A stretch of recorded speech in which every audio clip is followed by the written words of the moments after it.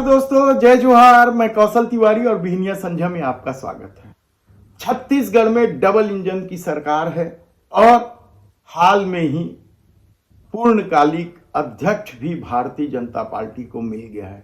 उसके बाद भी छत्तीसगढ़ में न तो मंत्रियों के बिगड़े बोल ही सुधर पा रहे हैं और न ही जीत कर आए विधायकों के तेवर ही। छत्तीसगढ़ में कम से कम दर्जन भर ऐसे भारतीय जनता पार्टी के विधायक हैं जिनकी करतूत को लेकर सत्ता और संगठन दोनों ही असहज महसूस करते हैं।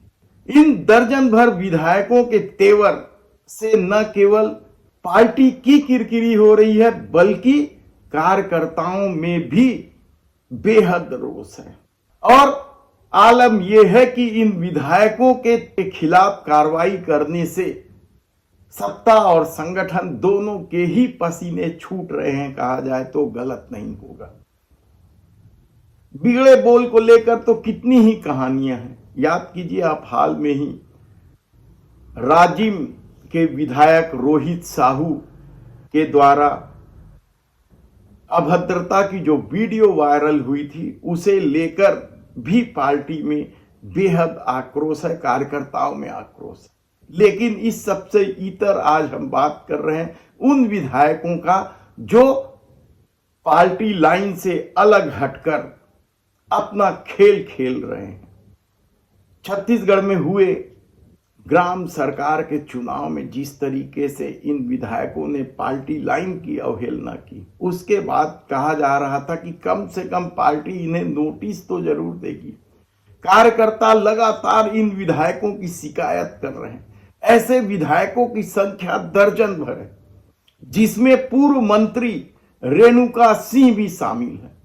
इन्होंने अपनी बेटी को चुनाव लड़वा दिया भारतीय जनता पार्टी के अधिकृत प्रत्याशी के खिलाफ और उनकी बेटी मोनिका सिंह जीत कर भी आ गई हैं। क्या पार्टी संगठन उसके खिलाफ कार्रवाई कर पाएगी?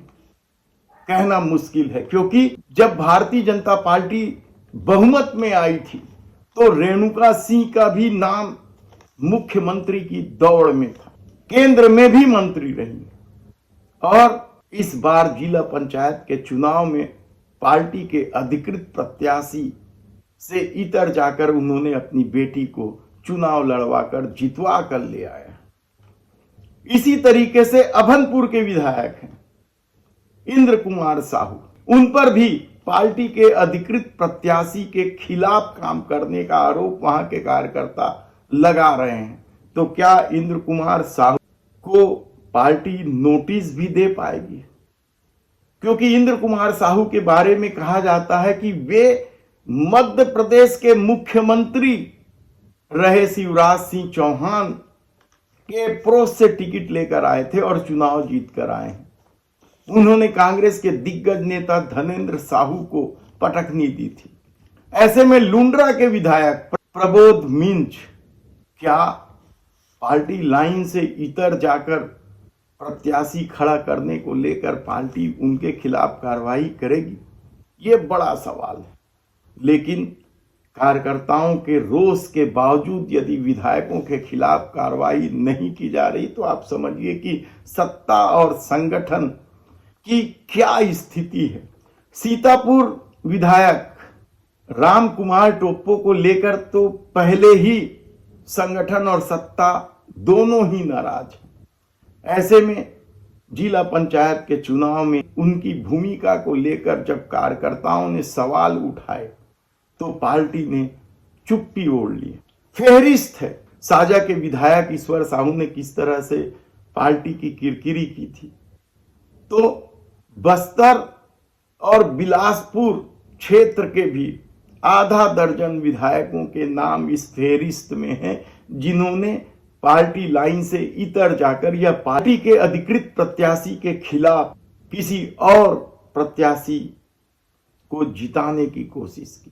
फेहरिस्त है, लेकिन सवाल तो यही है कि क्या इन विधायकों के खिलाफ कोई कार्रवाई की जाएगी?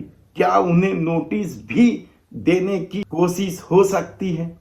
कार्यकर्ताओं में बेहद आक्रोश है। अभी साल भर भी सरकार को बने ठीक से पूरे नहीं हुए हैं। यह साल भर ही हुआ है और कार्यकर्ताओं का आक्रोश लगातार बढ़ता जा रहा है।